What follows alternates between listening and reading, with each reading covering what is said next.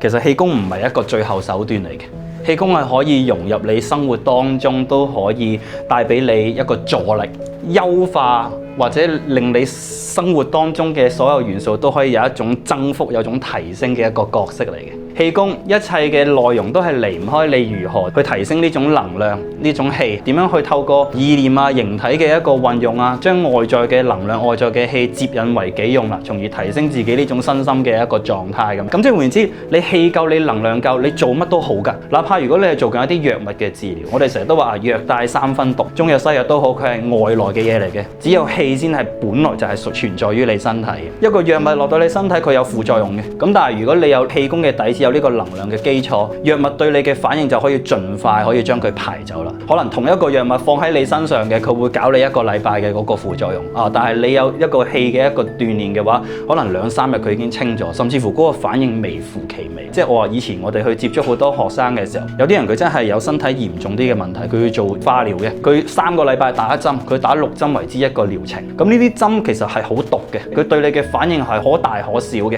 咁但係有氣功鍛鍊嘅學生，你會睇到佢明顯嗰個相對俾佢嘅影響啊，會比較輕微啲啊，降低啲啊。所以當你氣夠，你嗰個身體呢個叫運化氣運化嘅功能提升嘅時候，好嘅嘢你可以盡快吸收，唔好嘅嘢你可以盡快分離。咁所以呢個就係氣功，我覺得在於現代嘅嗰一個角色嘅一個定位咁樣去做。